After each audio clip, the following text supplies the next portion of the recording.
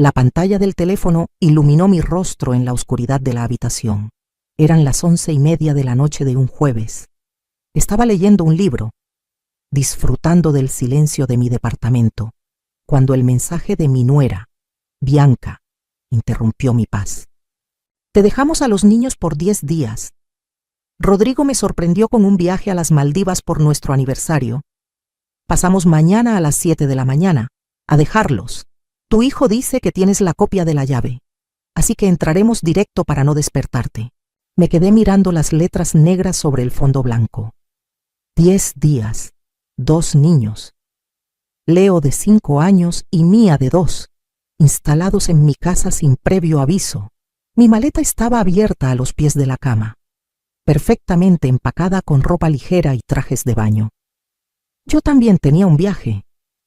Había ahorrado durante meses para un retiro de aguas termales en la montaña. Un regalo para mí misma al cumplir 65 años. Mi autobús salía a las 8 de la mañana. Un minuto después, entró un mensaje de Rodrigo. Mi hijo, mamá, Bianca está estresada. Haz que funcione. Te queremos. El instinto de hace años habría sido suspirar, cancelar mi reserva perdiendo el dinero, vaciar mi maleta y preparar la habitación de huéspedes.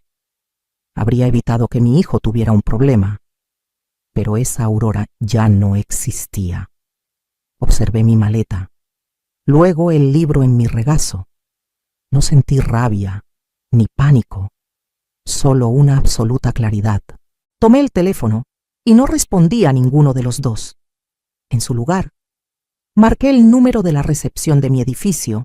Héctor, el guardia del turno nocturno, contestó al segundo tono. Héctor, soy Aurora Meléndez. Del 402 murmuré con voz firme.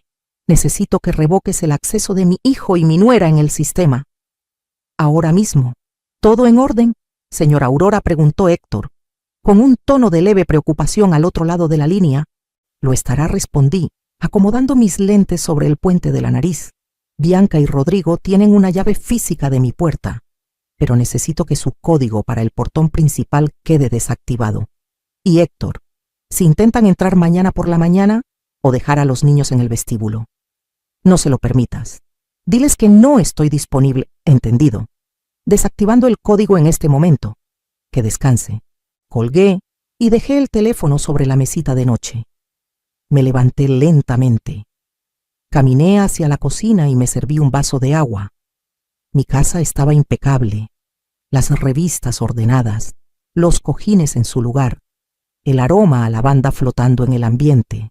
Durante años, mi hogar había sido tratado como la guardería de emergencia, la extensión gratuita de la casa de mi hijo. Cada vez que ellos querían salir, descansar o simplemente no lidiar con sus responsabilidades, yo era la opción predeterminada. Regresé a mi habitación y cerré la maleta. No iba a cancelar mi viaje. No iba a escribir un largo párrafo justificándome ni suplicando comprensión. Simplemente redacté una nota breve y clara en una hoja de papel. La doblé por la mitad y la metí en un sobre. A las 6 de la mañana.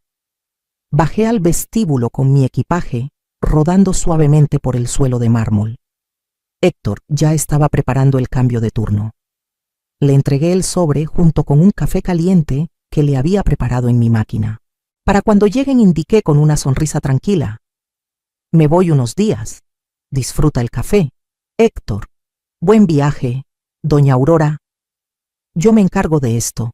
Salí por la puerta de cristal, respirando el aire frío y limpio de la madrugada. Por primera vez en mucho tiempo, me sentía verdaderamente libre.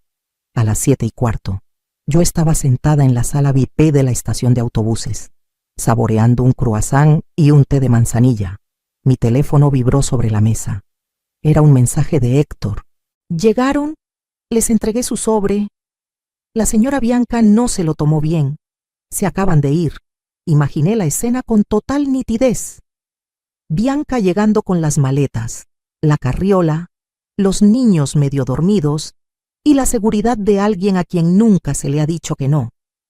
Seguramente intentó usar su código en el panel de cristal y, al ver la luz roja, acudió a Héctor con autoridad. La nota que dejé dentro del sobre decía exactamente esto. Bianca y Rodrigo, no acepté cuidar a los niños por 10 días. No estoy en la ciudad. Mi casa no es un hotel y yo no soy su niñera de emergencia. Buen viaje. Mi teléfono comenzó a iluminarse. Una llamada de Bianca, luego otra, después una de Rodrigo. Silencié el dispositivo y lo guardé en el bolsillo de mi abrigo. No había nada que debatir. El problema de haber pagado un viaje a las Maldivas sin coordinar antes el cuidado de los niños era estrictamente de ellos. Durante años, Bianca administró mi tiempo como si fuera suyo. Aparecía los fines de semana. Dejaba a los niños y se iba a almorzar con sus amigas argumentando que una madre necesita respirar. Rodrigo siempre la apoyaba, pidiéndome que no hiciera un escándalo, que los ayudara. Yo lo hacía, hasta que el cansancio físico y mental me pasó factura. Tomé un sorbo de té mientras la voz del altavoz anunciaba el abordaje de mi autobús hacia la montaña. Mostré mi boleto. Me acomodé en mi asiento junto a la ventana y cerré los ojos. El zumbido de mi teléfono en el bolsillo era constante, pero por primera vez no sentí la más mínima culpa. El trayecto duró 3 horas. A través del cristal, el paisaje urbano se transformó en colinas verdes y bosques densos. Cuando llegué a mi cabaña, en el retiro termal, saqué el teléfono. Tenía 14 llamadas perdidas y una avalancha de mensajes. Bianca, ¿dónde estás? Abre la puerta. Bianca, vamos a perder el vuelo, Aurora. Esto no es gracioso. Rodrigo, mamá, ¿qué te pasa? El guardia no nos deja pasar. Tenemos un vuelo a París para conectar a las Maldivas en 3 horas. Rodrigo, me estás arruinando el aniversario. Contesta.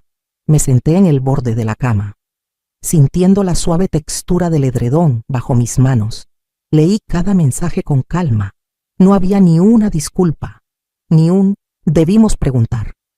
Solo exigencias. Abrí la conversación de Rodrigo y escribí una única respuesta. Les avisé hace semanas que tenía mis propias vacaciones. Mis planes no cambian por su falta de organización. No me contacten hasta que regrese. Disfruten sus días libres, donde sea que los pasen. Apagué el teléfono. Lo guardé en el fondo de mi maleta.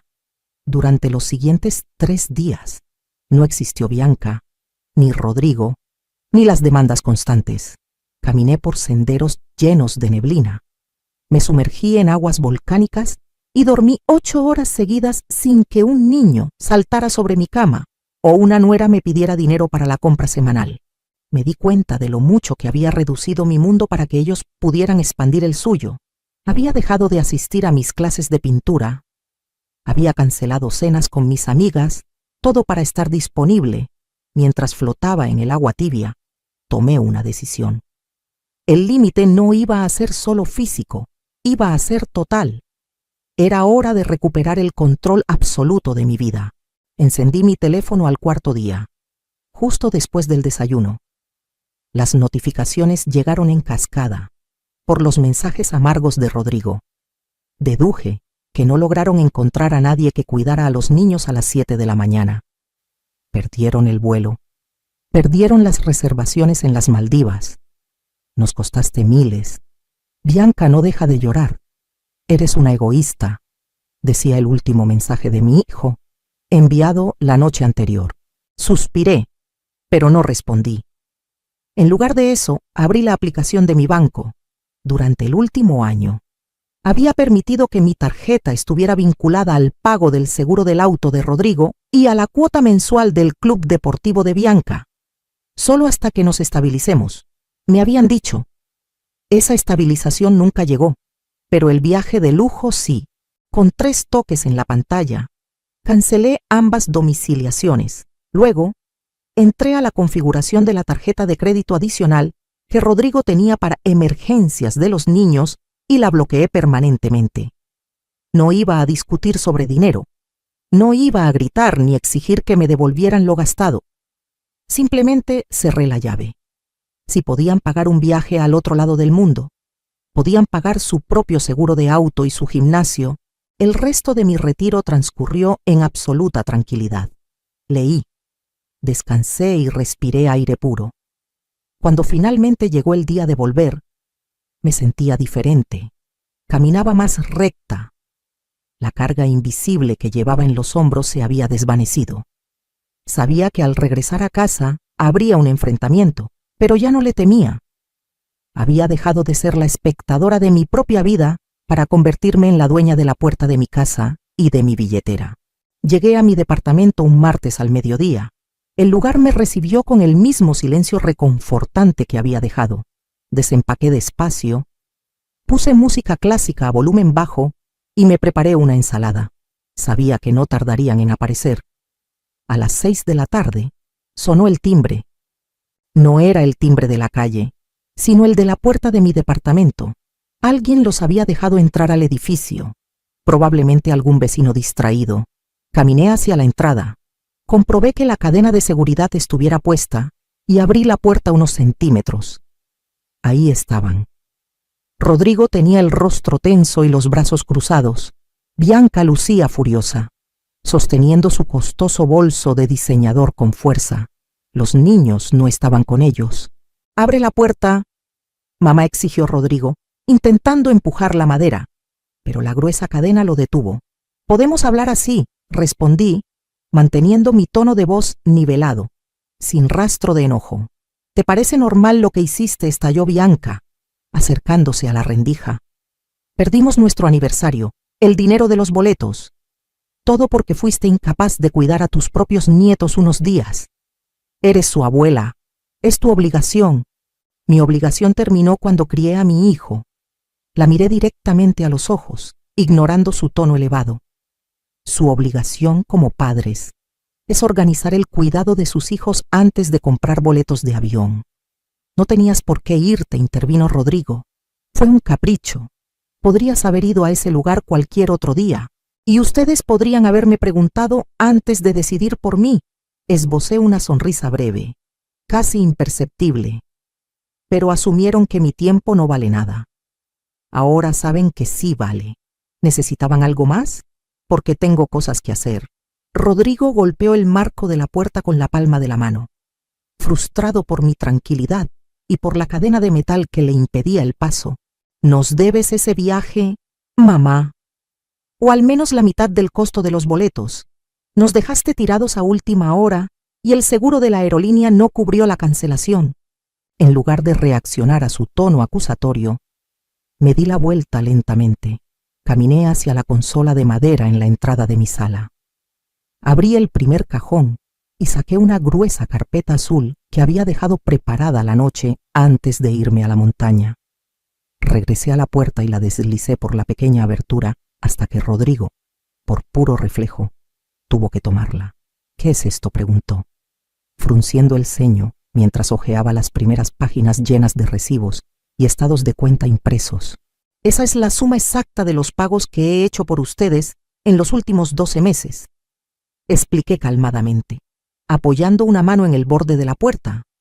«Incluye la renovación anual del seguro de tu auto, la cuota mensual del club deportivo de Bianca, las 3 veces que pagué la colegiatura de Leo porque me dijeron que estaban apretados, el arreglo de la tubería de su cocina en enero y las compras del supermercado que yo pagaba cada 2 viernes cuando me dejaban a los niños». Bianca se asomó por encima del hombro de Rodrigo, sus ojos escaneando los números resaltados en amarillo. Su rostro palideció levemente cuando vio el total en la última página. Eso era ayuda familiar», tartamudeó Bianca, perdiendo gran parte de su agresividad inicial. «Eres la abuela. La ayuda se agradece». «Bianca, no se exige», la miré directamente a los ojos, sin levantar la voz.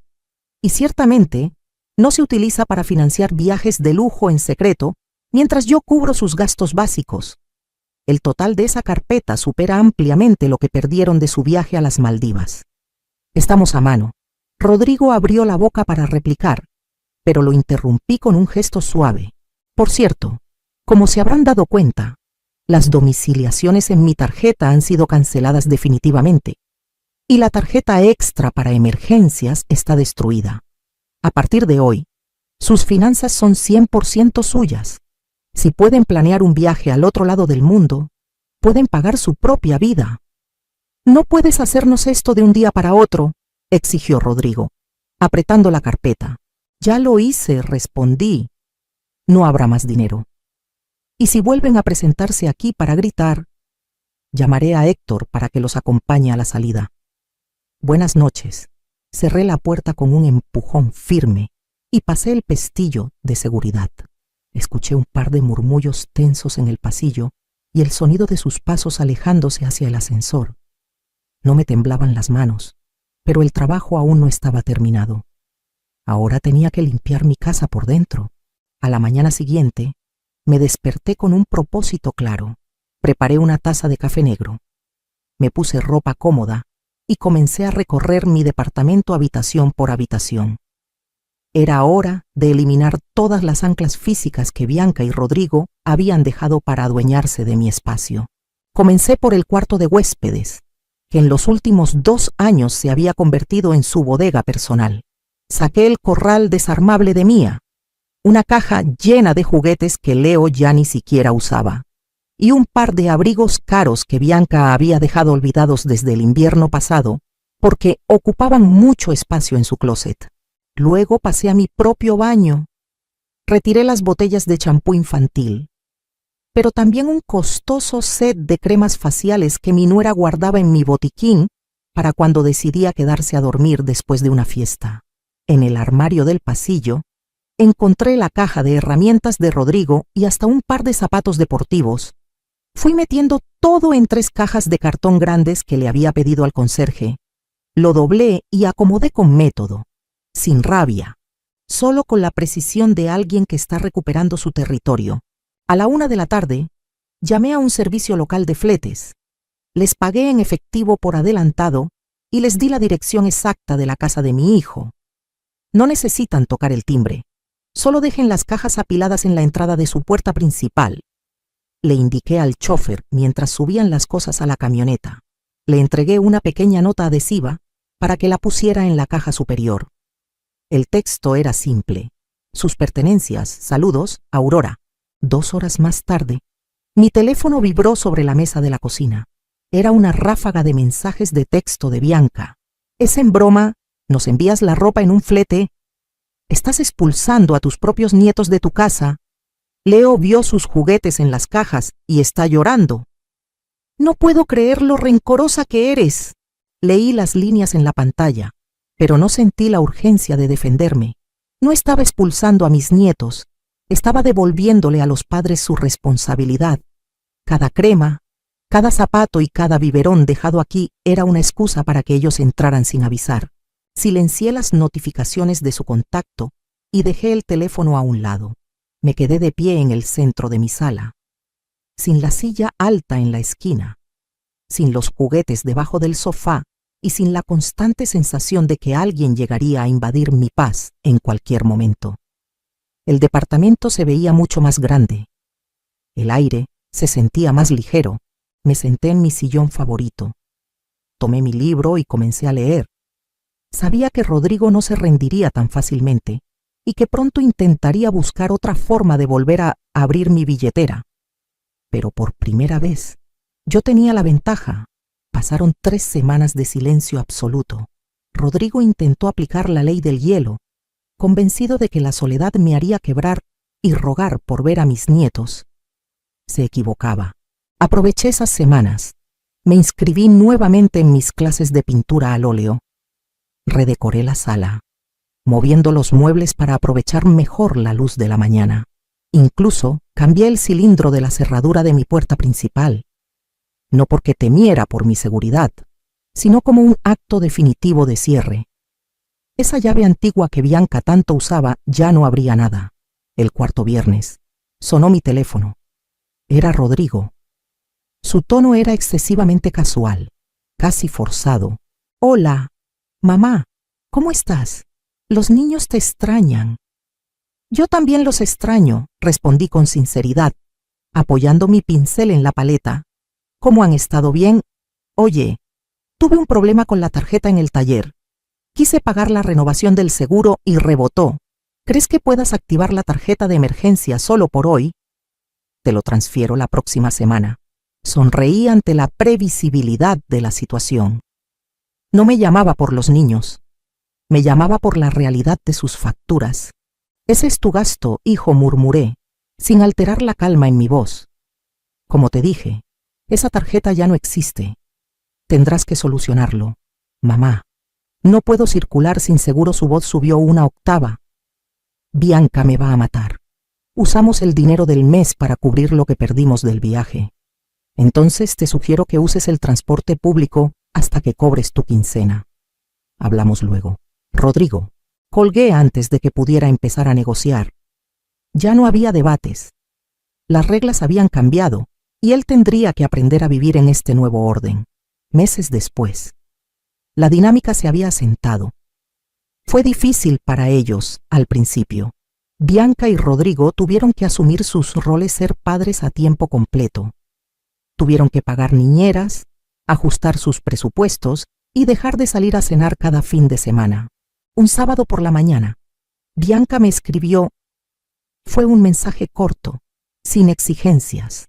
Hola, Aurora. Leo pregunta mucho por ti. ¿Te gustaría vernos en el Parque Central a las 11? Acepté. Fui al parque y los vi desde lejos. Bianca lucía cansada, pero más enfocada.